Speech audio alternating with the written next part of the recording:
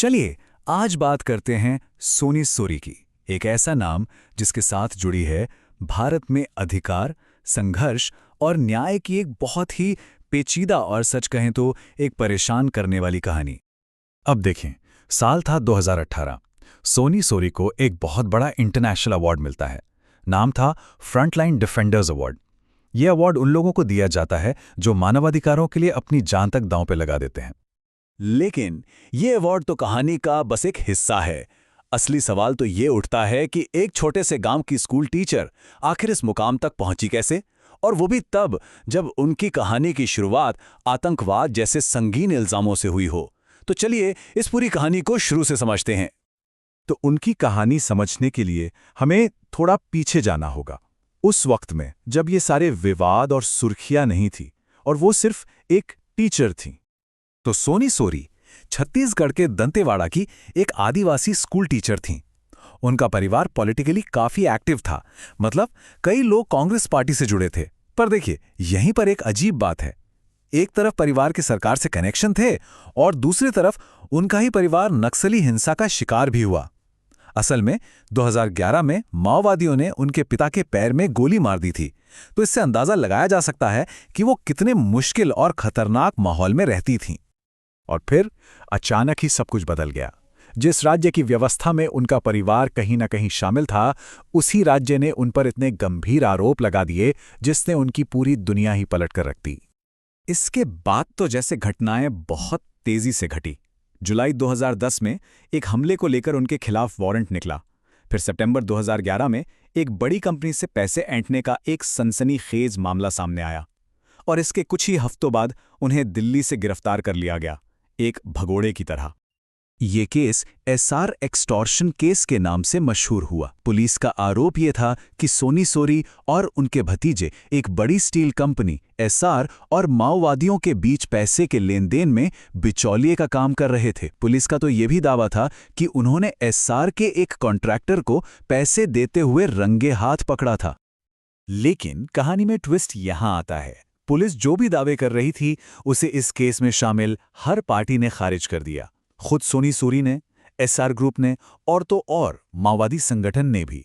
सबने एक सुर में कहा कि ये पूरी कहानी ही झूठी है। गिरफ्तारी के बाद जो हुआ वो शायद उनकी कहानी का सबसे खौफनाक हिस्सा है।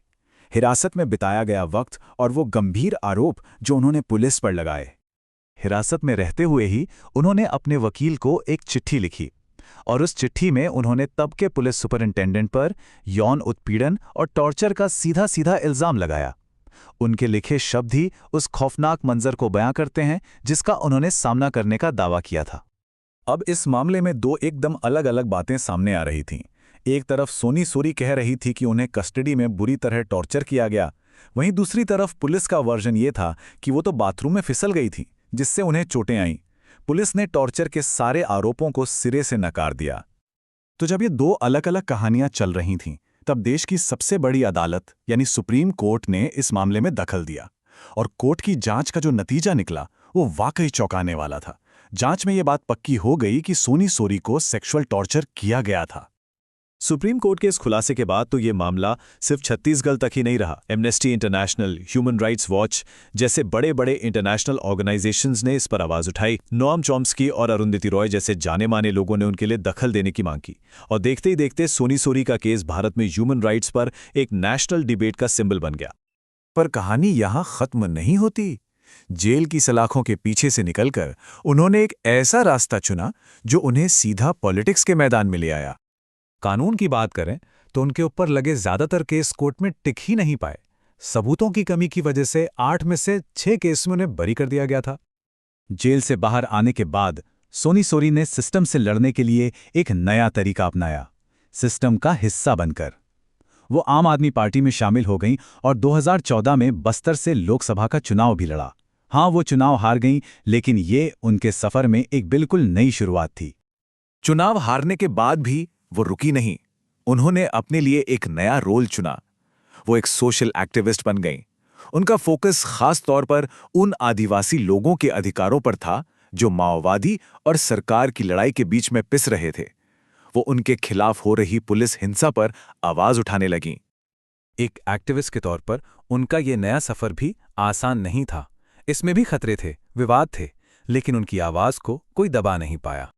तो उनका पब्लिक लाइफ ना दो बिल्कुल अलग-अलग सिरों पर चलता रहा। एक तरफ उन पर जानलेवा हमले हो रहे थे, जैसे 2016 में उन पे एक केमिकल फेंका गया, और दूसरी तरफ उनकी हिम्मत को दुनिया भर में सराहा जा रहा था, जिसका सबूत है 2018 का वो इंटरनेशनल अवार्ड। जो 2016 में उन पर हमला हुआ था, उसको लेकर भी खूब विवाद हुआ। सोनी सोरी ने कहा कि ये उनकी एक्टिविज्म की वजह से किया गया एक टारगेटेड अटैक था। लेकिन लोकल एडमिनिस्ट्रेशन और कुछ आलोचकों ने कहा कि ये हमला तो ध्यान खींचने के लिए खुद ही प्लान किया गया था। मतलब विवादों ने कभी उनका पीछा नहीं छोड़ा। आखिर में उनकी ही कही एक बात शायद उनकी पूरी लड़ाई को समझा देती है। वो कहती हैं, मेरी जिंदगी का मकसद हम आदिवासियों के लिए इंसाफ पाना है। जेल से निकलने के बाद बस यही उनका मिशन बन गया। तो सोनी सोरी की कहानी किसी एक तरफ की नहीं है। एक तरफ राज्य ने उन पर आरोप लगाए, तो दूसरी तरफ उन्होंने राज्य पर आरोप लगाए। ये कहानी हमें एक ऐसे मुश्किल सवाल के साथ छोड़ जाती है कि किसी कॉन्फ्लिक्ट जोन में सच और इंसाफ को खोजना कितना पेचीदा और मुश्किल हो सकता है, और ये सोचने पर भी मजबूर करती है कि ऐसे हालात में आखिर न्याय का असली मतलब होता क्या है।